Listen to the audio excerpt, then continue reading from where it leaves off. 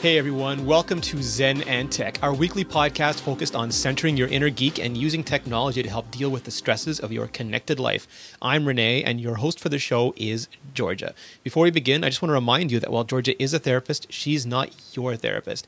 Everything said or implied in this episode is for information and entertainment purposes only, and shouldn't in any way be taken as a replacement for personal, professional care. Georgia, how are you? I'm doing really well, Rene. I'm healthy again. Yay! Yeah, you were sick as a dog last week. I was really sick. I had a fever for a week and a half. Wow. Decided to go see a doctor, took my own advice, and I'm feeling better. They took care of me. Yay. Yeah, I'm healthy again. You're feeling so good. You're giving away an Xbox Kinect, aren't you? We are. We're giving away an I can't believe Xbox it. Kinect. So very awesome. If you don't already know, head on over to us on Twitter. Follow us. Ask us how to win the Kinect. We'll send you what you have to say. Actually, I'll make it easy. I'll put up a link, zenandtech.tv/Xbox. That way everyone can find it. Ooh, I love it. I love it. Yeah. I love it. Great. And tell all your friends, because if they win a Kinect, at least you can go and play Dance Dance with them. Yeah, I mean, it's fantastic. And equally fantastic is we've got a hell of a show tonight. We are doing our big Valentine's Day special. Yes, it is. It's a great show. Everything about Valentine's Day, how to deal with Valentine's Day it's stresses. stressful, because any big holiday now becomes a thing of stress because society tells you, society creates all these preconceptions and obligations for you. Great. It's so true. It's true. It puts a lot of pressure on you to have to perform, to have to do things for someone else. And sometimes it stigmatizes you, say that you're not with someone, if you've broken up with someone, if you're alone, if you're divorced. Yeah, if you're still dating and you haven't taken it to the next level yet, if you've been married for 30 years and you're not quite sure what to do anymore. I mean, it's like they just put this thing in front of you and force you to deal with it. Exactly. And it can be very hard to deal with it in that manner as well. Now, I've been listening to these shows for a while. I actually do listen to the shows. And it seems like a lot of them we can boil down to themes. And there's like this overarching theme of rejection that whether it's a small thing like we can't get a date, whether it's like, are they going to think I'm any good? Or, we've been together 40 years. Are they still going to find me attractive? Are they still going to be into me? It seems like that fear kind of stays with us. We are unfortunately hard programmed for self-preservation, and self-preservation of our ego is one of those things that we're hard programmed for, which is okay in a small sense, but if it is too much, too strong, it can actually stop us from being able to thrive, stop us dead in our tracks because the anxiety, the fear, the worry, and the cost becomes way too much. That's one of those things we do to ourselves, right? We invent the problem and then suffer from it. Yeah, you have to not think so much and just do. In the end, it's not going to kill you. It's just going to really sometimes hurt and sometimes feel embarrassing. But at least if you try, you're in the game. This is sort of one of those inflection points. I mean, like someone like me, I am single right now. I am working every hour of every day. I work at home, so it's tough to meet people. And then you see Valentine's Day ahead of you as this big social peer sort of a thing. And it seems either intimidating or as a sign that you should be doing something. I don't think so. I think that like you shouldn't do anything because of a date or a time. If that can be a good cusp to say, listen, you know what, I'm going to decide to go back out and join back into the field of, social society to try to date and find someone, then that's a good thing if you want that. But you shouldn't just do it because it's Valentine's Day. But again, if that can help motivate you to do something that is good for yourself and you've already wanted to do, go for it and join social media. Again, some of the things for dating, like there's some horrible ways to date and some great ways to find someone to date. All right, so let's slow down for a second then. So it's probably too late to find a date. Well, maybe not, but it might be too late to prepare for Valentine's Day this year. But let's say you're working towards it next year, or not because of Valentine's Day, for any reason. What are the good and bad ways to get back into dating? Okay, so some of the good ways. Clubs are a horrible way to find dating. If you love to dance, I love to dance, though, as you've already seen, I'm not good at it, but I love to dance. Don't judge me. So I love to go to clubs for that reason, but it's not a fabulous way because women are already on the defense. If you're a female, you can probably find someone to dance, but it's often people are wanting something like just a hookup and not something that's special. Well, that's the old joke, right? That any woman can walk into the bar and walk out with somebody and no man can do that. Right, exactly. But again, it's not someone that's going to be quality or caring. That could happen, but it's probably not. I like to find ways of finding someone that are a little bit off the beaten path. So the library, the pharmacy, a club. I think that joining a club is probably one of the best ways, meaning a activity of some sort, something that you enjoy doing. And if you're looking for a mate, always choose an activity that puts the feats of balance in your favor. So something that you're good at. That you're good. Well, no, you don't even have to be good at it. No one really cares if you're good at it. They like your personality. They like who you are. If you're good at it, what do you mean by in your favor then? So if you're a girl and you are attracted to boys, you want to join something that has a preponderance of boys to girls. Numerical advantage. Exactly, because then you are the one of the few. You don't want to have a 50-50 and then your averages are not good. And you definitely don't want to be when there's all I was going to say a horrible way of saying it. There's a whole bunch of men and there's one or two girls and you're a guy looking for a girl. Well, there's just not a great selection of females after. And then there's going to be a whole bunch of men after this female. So high competition, low odds, not good. Yes. So that's not going to be a great way. And the nice thing is as well is that you found someone that has a similar interest to you. So that's my favorite mode of finding out with someone. Another way is finding someone that has a friend and getting hooked up onto a blind date. Does that transfer into our next generation of social networks and online dating services and things like that too? Definitely. I think that that's a wonderful way to meet someone in that you can get to know someone. You can deal with that. If you're exceptionally shy, it's a nice way because there's you're taking one step back from intimacy, so you can just find out and not have to worry that much about it. So a lot of people that are more on the shy level find that that's an easier way to get back in the dating scheme. And then you go on some dates, you find out some people. Again, it's going to be a little bit harder to find someone that you like because there's so many things that you can't find out through the main mid form of media. But if you are exceptionally if it's important, like one or two aspects of something, make sure that you say it right away. Try to be honest. If you show a picture, make sure that you show a picture that's actually you so that you don't find that your date gets upset. Yeah, start off on the wrong foot. Yes, exactly. So try to be honest about that. But show yourself good light as everyone does. What if you have a high level of social anxiety? If you have a high level of social anxiety, I would say start off by social media. I think that that's a great way. It's non-intrusive. In some dating sites, you just put your picture out there, you put a little tiny blurb, and then people will, contact you and you will contact other people. And then you don't feel the rejection because it's just you wait time and then someone says, okay, let's, I'm in your area, let's go there. So I think that that's the dating sites. Some of them are really good. Now, I guess I should probably look up to see which ones are better in comparison to others, but they work out really, really well. We'll do that on iMore. We'll do a test of iPhone dating services and see how that works out. I love it. I think that that's a great idea. Yeah. Good idea. We'll pencil that in. Okay. I think that's a great one. I think that would actually be really important for us to do early because I think a lot of people, I think it's the one thing is searching for love is so important to us. We're social beings and that's a wonderful thing for us to do and you don't have to worry about, Brad Moore says, don't do this. I'm going to have to take a look at this after. Yeah, and Alex says not eHarmony unless you like cats and I'm not going to ask right now. Right. Oh. All right. So, Jessica in the chat room, she said her husband hired her. That's how they met. I mean, is the work? Some people have very different feelings about using the workplace as a place to meet people. Some people, they don't want to mix business and pleasure. Other people say it's the only place where they do still get to meet people. Right. I think I don't think that there's anything actually wrong with it, but it depends on. Now you have to be careful. The saying of if you make sure that you know someone really well before you start to do that, because it is kind of the saying, pooping where you eat. Yeah. It is it could cause some turmoil into a job if you really love your job and you have to have it. If you suddenly have your vindictive ex at the same place and that they're going to be starting rumors about your lives, it could become very, very uncomfortable. And some places have policies about it, right?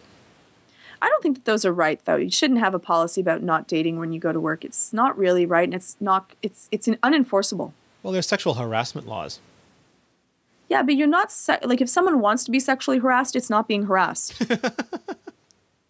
You know, you just have to make sure you have a willing participant, and then it's all good. Okay. All right. So once you've met the people and you actually start dating, what are some of the better things to do when you're in those initial first date scenarios? Well, okay. So if it's going to be for your first date, which would be really scary, and by the way, try not to break up with someone on Valentine's Day. Why do people always do that? Please. Okay, I'm going to say something that George's husband said in the chat room. Okay. The first rule to online dating, be handsome. What's the second rule? Be handsome. Third rule, be rich. Okay. Fourth rule, be handsome. See, now you've created anxiety again. But that's not true. It's not true at all. In the end, you want someone that's going to care for your personality. And I will tell you why. Because all of us end up looking like old, dried up raisins if we're lucky. Yeah. If we're lucky, you end up with someone that looks hideously horrific. But you end up with their personality. That's what you end up with. So we all end up old bags if we're lucky enough to get there. And you're left with someone that you want to make you feel good when you're down, strengthen you when you need to, and comfort you when you can, and hopefully have a lot of laughs in between. Looks and money are not going to do that for you, and I've been a therapist for a really long time. I see a lot of people that married people for money and are intensely unhappy. It is the only thing that you can't buy, and the only thing that's really, really important to our own well-being. So you marry someone and they're poison, you're inserting poison. Oh, that sounded really wrong. Let's edit that part out. But you marry someone that is poisonous to your personality trait, a soul sucker, then that's what you've become. And you're going to have children with them, and they're going to do that to your children, and you're going to be unhappy the entire time. So try not to do that. All right. So getting back to the first dates, then how do you, because that's going to be an anxiety situation, a stress situation. What are some of the things that you can do to help yourself out there? Okay. Dress nicely, be well groomed. Cleanliness is exceptionally important. So I'm going to start from, you start from the basics. Make sure that you have deodorant. Make sure that, if you have any unsightly hairs, trim them off. So ears, nose, if you have back hair, that's fine. Just make sure that it's not coming up over your back. So what about the guys, though? For women, the same thing. We are intensely attracted to scent as well, not too much. The cologne, people that are all dousing themselves in cologne, please don't do that, women. We always talk about that. If we can smell you before you come into the room, that's too much scent. Something light, something fresh, something clean. Nails, please take a look. I do not want to date someone that has intensely long fingernails, but I don't want someone that, has, if you're working and you're doing a lot of machinery and you can't clean the dirt out, that's completely fine. But try to clean your nails as well as you can. And then smile. Do you have to buy flowers or anything else? I'll be honest, I find that uncomfortable, and I don't know how other people feel, but I just let's just go on the date and have a wonderful time. If I feel uncomfortable if you buy me flowers on the first date. It might be sweet. If I know you, it's a second date or something else and we already hit it off. And then where do I put the flowers? Do I, put them in a jar now? Do I want to go? Maybe I don't want them to come into my house or see my house. So yeah, just leave it kind of to that. All right. So Valentine's Day is approaching. You've been dating for a while. You do want to see the inside of their house. How do you start judging escalation? How do you start judging when a relationship moves forward? For what? Sorry. How do you know? Just when you're comfortable. You play it by ear. Well, when you're comfortable, you never know when they are. Well, you invite them very calmly. If they say yes, great. If they say no, okay, that's fine too. Just say, would you like to come in? And always make it something small. Would you like to come in and have a coffee? Would you like to come in and have a drink? And leave it to that.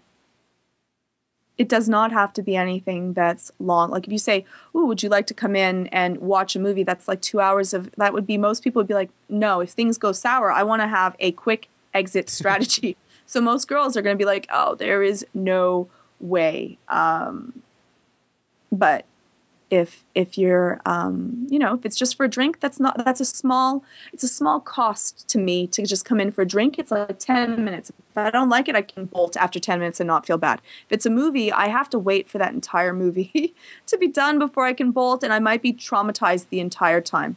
Men, take your time to make those moves, please. The shoulder hovering and stuff like that.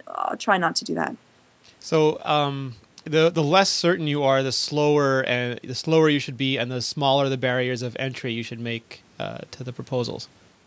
Yes, make them really easy. Would you like to go out for coffee again? I had a wonderful time, and let the other person give a call back. Don't be too much. You have to play the game. Men are usually more hunters, and women. I'm kind of more of the hunter type, but try not to overdo it. So, but what about for women then? I mean, do the same rules apply? Do you still do very small increments, or do you have more leeway? Like, do women say come in for the movie? Women can, and odds are more guys will say yes to that, and hoping that it won't be just a movie. Damn confusing women. It's true. We have more of a, it's less of a risk to us. And it's also probably more hurtful because we're not used to being told no as much as men are. It's the unfortunate way of the game. And I'm relatively old-fashioned in that way, in that I think that on a first date, the men should always pay. If I've invited you to a concert and I already have tickets, then that's fine. But you should always offer to pay for things. I believe that you should still open the door, take off. But how do you know? Because some women are highly offended by that. Some women would be offended if you don't. It's become such a mishmash. I would always do it. It's not about them being offended. It's you use the proper manners. Make sure, have good table manners. That's a really huge no-no. So make sure that you have nice table manners. If not, take a look at a video on it. Be yourself, but try to be also polite so that you don't offend someone. All right, and they're wondering if you have two guys and two girls, do you take turns paying, or do you both have to pay? Or neither? Diamond Dash. Yes, well, it depends now. If you're both of the same sex, so you're both girls or both guys, it should be the person that offers should pay. If you've offered someone on a date, and when I'm talking about I don't mind paying for a date, but on the first date, I think that they should pay. But after that, I don't mind every once in a while paying. But if it's both two girls and two guys, you should make sure that the person that offers pays, and make sure that you pay for, don't qualm about the price. Make sure that you have enough money to afford the restaurant that you have chosen, that they can just let them buy whatever they so may wish. Now, if it is Valentine's Day, is there extra pressure? You have to pick something better. You have to go further. You have to do more. And is it every year you have to do more? This is a huge misnomer. I think it's a huge, huge misnomer about Valentine's Day. You do not have to buy some huge, expensive item. And I'll say this, is that some of the most expensive gifts I've gotten, I haven't been like, woohoo, amazed about. If it's, say, jewelry, or I remember getting a really expensive watch. But I have a very personalized tastes about watches and jewelry, so it might not be something that I actually like, and you've spent a lot of money on something that the person may not really want. So if you've already paid attention and you know that they want something, then that's fine. You can go out and splurge.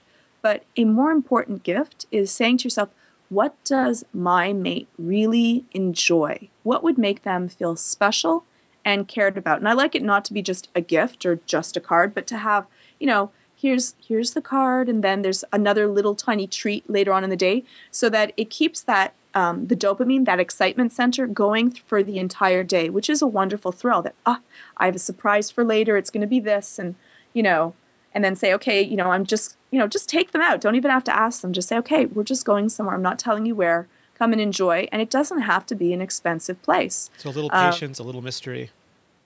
Yes. Make it an event. Yes. I love it. Jonathan from the chat room asks if techie girls are easier to shop for.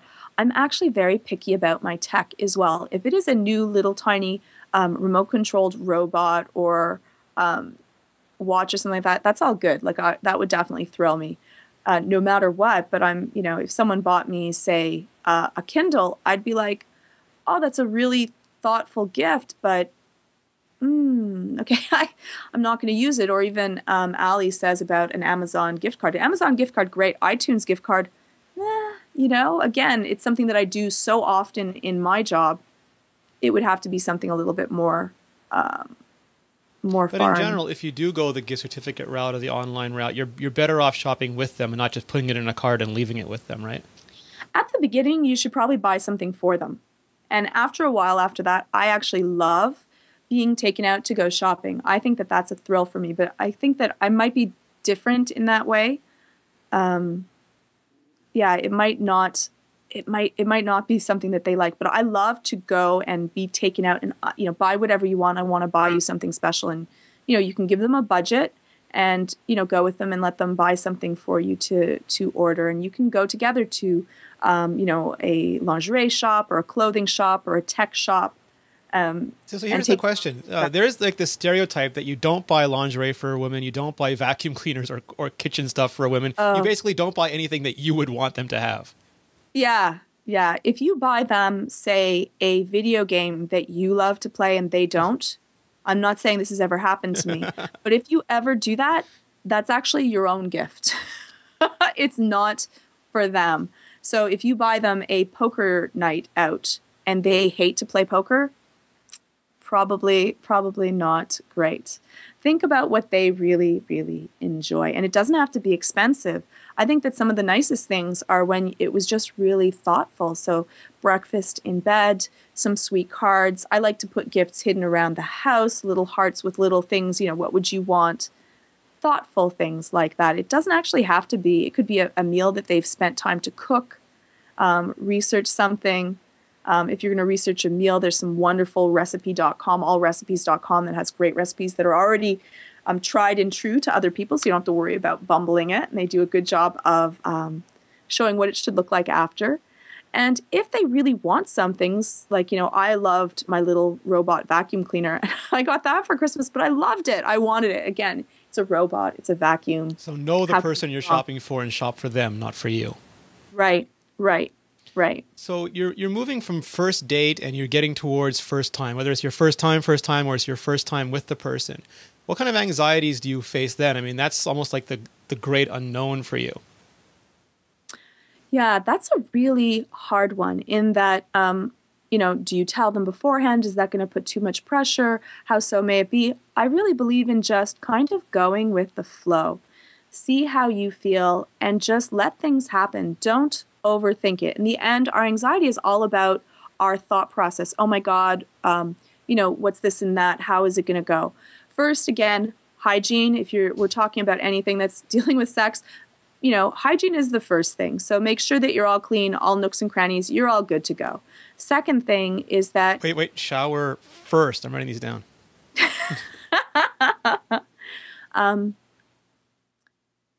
And talk to the person. For women, the most important aphrodisiac is in our mind. Take your time. 1 step forward, 2 steps back, 1 step forward. Tease them a little bit. Take your time in your pacing, because that's how we take a little bit longer to get revved up than men do.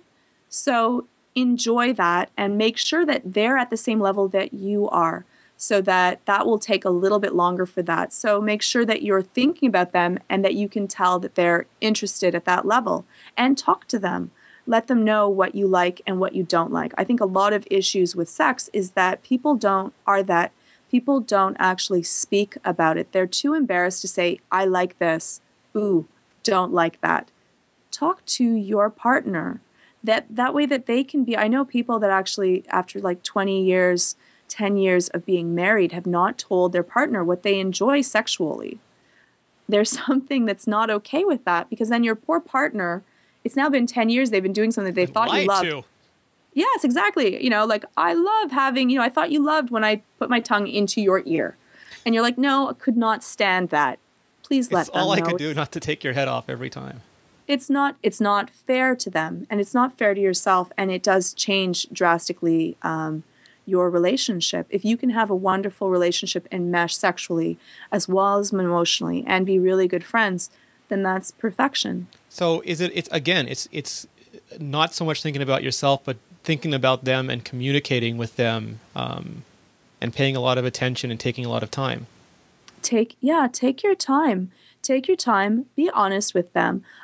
If this is the first time that you're both going to be intimate together, just pace it.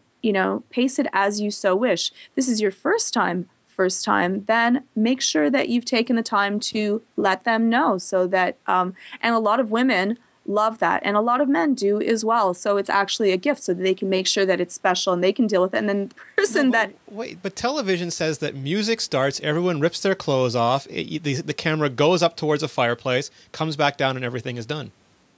Media has taught us this from a very young age. Right, which is so sad, isn't it? That's kind of sad. It should be enjoyable all the way through the paces. And in the end, intimacy isn't really about the act itself. It's about being connected to your partner, listening to them, feeling them. Did they pull back when you touched them in that one place? Probably means that they don't like it. Did they pull into that? Did they make a nice sound when you touch them that way? Those are your cues that you're supposed to be, men, you're supposed to be paying attention to those cues. Men, don't mention women's body parts during the thing. Don't say, oh, I love your love handles right there. Or their flaws. Don't mention the flaws. Yeah, don't mention their flaws or anything that your partner may be sensitive about. Or, mother-in-laws or mothers or, other family members. Again. Yeah, don't ruin it for yourself. That could end up really poorly. In the chat room, they're asking, what if you don't feel reciprocity? Like, what if you're trying to be communicative, but you don't feel like there's any communication coming back to you? Is that something to work on, or is that a danger sign already? Definitely, please talk to them. So, talk to them about it, because they might be exceptionally shy. There might be a reason as to why they don't mention something or don't feel comfortable with that. But don't do it during that time then, during the intimate time. Do it when they feel comfortable, when they're feeling secure and strong and at a happy moment. There's more of a chance that people will then be honest and deal with it. But if they're not able to talk to you honestly, then there's probably something else that's happening there. And it might be just with themselves, that they're very shy. They might have had a really poor experience with another sexual relationship. These are things that might be difficult to talk about. They might have been abused. They might have been hurt in some sort of way, and it's very hard for them. And just say to them, if they can't say, it's okay. It's okay. When you're ready to talk about it, I'm here for you. So what happens if you're finished and it was just horrible? Like, it was just like the worst experience ever, and you're sitting there feeling horrible. Okay, well, you have to there's part of it if it was horrible, you might be partially to blame. It might be just you. Everyone always talks and trashes the other person, right? They really didn't know anything. It might be partially because of you. Were you being honest and open? Did you tell them what you liked and what you didn't like? If you didn't give them room to grow, then, don't expect everyone to know your body. Every body is completely and utterly different. The way that people orgasm is completely different. The parts of the body that they like to touch are completely different depending on the couple. So you have to be honest about that. Like, even the greatest Don Juan or, Don Juanette. Don Juanette. Are not going to know every single great trick and other things that work for you. And one thing that works fabulously for one person doesn't work for the other. So if you weren't being honest in the bedroom in the first place, you're partially to blame. Make sure that you have everything that you need when you are with yourself. Make sure that you are safe about it. That's a horrible worry if you're not safe and you haven't already had the talk about what partners and what diseases someone might or might not have. Please actually do have it. I know it's an uncomfortable thing to talk about. Yeah, it sounds unromantic. It is, but it would be nice if you talk about disease is much less romantic. Beforehand, but it's something that you should have the talk about so that everyone is on the same page. And please do be honest. It is not you can share a lot of things with people. An STD is not something that you want to share around. And people will get really angry. In the States, you can actually go to jail for that. So please make sure that you are honest with them. Yeah. And plan ahead. Have whatever protection you need with you. Have whatever protection that you feel comfortable with, and you should talk with the other person what they feel comfortable with. No matter what, what someone says that they're on, if you want to make sure, you should always wear a condom. It's just one of the best ways to make sure that you're protecting and that there's not the same skin thing. Yes, it's a little bit less romantic. People but same talk for the girl, right? I mean, you should always, you're the one you can rely on. Exactly. Yes. Oh, yes, for sure. The girl, just because you're a girl doesn't mean that you should be like, oh, did you carry something? Well, no, carry something yourself. Make sure that you are protected, because if not, sometimes in the heat of the moment, you won't care. And then later on, you'll be thinking, oh my God, I just took a risk with my life. Yeah, It's absolutely. not very cool. Yeah, nothing kills the thrill like that. So let's say it's Valentine's Day, you've been married 20, 30 years, and your concern is not so much the new, but that it's getting old, that it's getting stale, that you've lost that kind of spark. Oh, you can choose to be spontaneous that day. Make them, in the end, just try to make them feel special. It could be something really small, does not have to be expensive. Breakfast in bed, a little tiny note, something hidden somewhere in the house that they have to you're search. having an affair. Where'd you learn that from? ZEN and TECH, of course. Yeah, blame us. Buy them their favorite drink. Buy them something that's personalized, something that they've always wanted. A shirt with their name on it, or their favorite, tickets to a show that they really want, or an IOU for tickets to a show if you can't get them. And just enjoy your time together. It doesn't have to be something that is all out. It should be something that you really need. Sometimes it might be just, I'm going to let you go golfing alone and not bug you for the whole day. It might be doing something separate. That's fine. So it's all good. I know no one here is a medical doctor, but what if you have medical conditions? Like there's all sorts of little blue, green, Flintstone vitamin colored pills now, and all sorts of different things you see on TV for conditions left and right. Is there a point where you want to look to medication and not necessarily just to stress or to anxiety with these things? That's a really good point. And I think that we've always talked that we're going to do a medication episode for stress and anxiety. For all anxieties, medications do work. I have my own favorite medication for anxiety because it's easy to use, and it has only a couple of doses, and it works for, I would say, probably 80% of people that have severe anxiety and also depression. But I think that we should probably do a show just to that, because it's a huge talk. But if you do have like some sort there of are problem, things that you go can and do. talk There's to your also doctor. creams. If you say you don't have any libido, there's creams that you can use, topical creams for girls. There's pills. There's a Viagra for men. There's a Viagra for women that increases libido. There's things that you can get at the health food store. Could be caused by depression. It's another thing that you can do. So you could ask also at the health food store if there's something that kind of makes you feel better.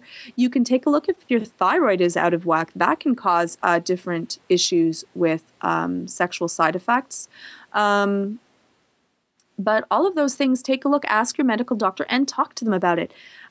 They've heard all of these things before. You do not have to be embarrassed with your that. Yeah, exercise is also another good thing, is that once your metabolism is going faster, there's more chance that you will have the energy for sex. What does Red Bull do for anxiety? Oof. Red Bull is actually like a caffeine. It actually keeps you a little bit more hyped up. Caffeine, interestingly enough, blocks peladrine. Anyways, it will actually not, it'll keep you from getting tired, but it will not make you any more excitable as you were before. It just kind of like stops the drop off period. But no, it's not taurine. But if you have a lot of anxiety, it's not great, because it will not help your body calm down. And you also mentioned before the show that some anti-anxiety medicines actually benefit you in your love life as well. They do. In Canada, it's called Wellbutrin. It works on the dopamine systems. Most of them don't, but there are some that can help with that as well. But I wouldn't go that way. I would try, first exercise and vitamins, and then health things, and then topical, and then pill form. That's kind of the way that I would go. Hard balance though, because some people are very reticent to get any sort of medical advice, and some people get medical advice at the drop of a hat. Is there sort of a healthy balance for the two?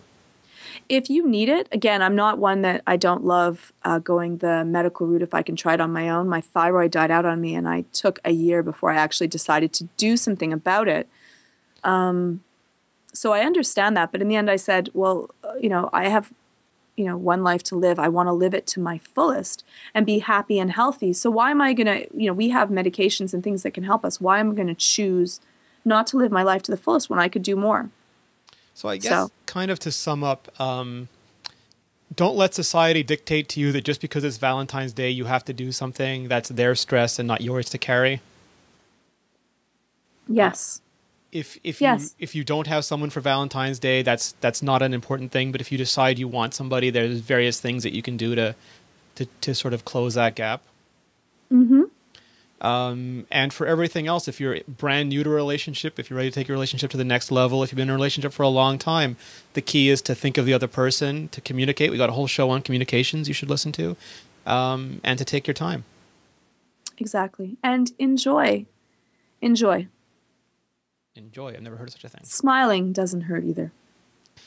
All right. Awesome. Georgia, thank you very much. I think this has been very helpful. Good. Good. Thank you so much, everyone. Where can we find out more about you?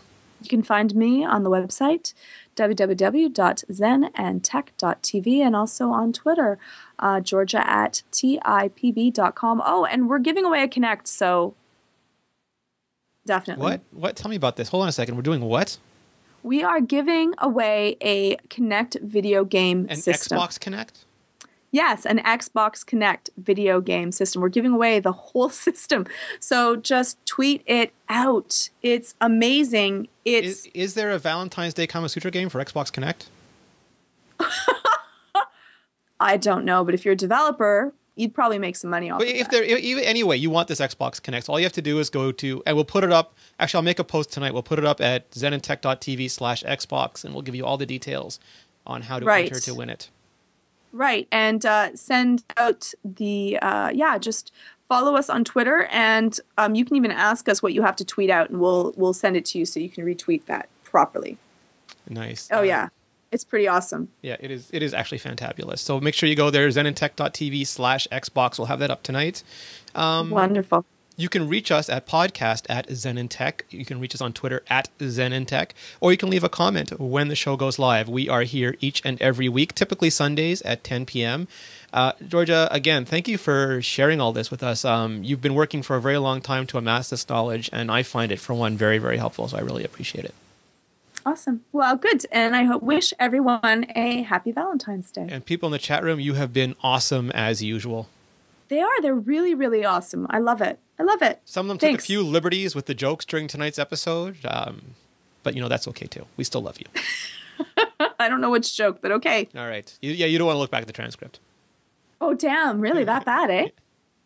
All right, guys. Have a good night. We'll be back next week. I'm scrolling to see it. No, you don't want to. Have to send it to me. Thanks, everyone. All right. Good night, everybody. We got to go edit these shows. Georgia, I have to redo the intro because the first 3 minutes of recording didn't take. Okay. Do you mind? Go for it. Okay, I'm just going to bring it up really quickly. I apologize. That's all right. Timing off. I'm going to do that again.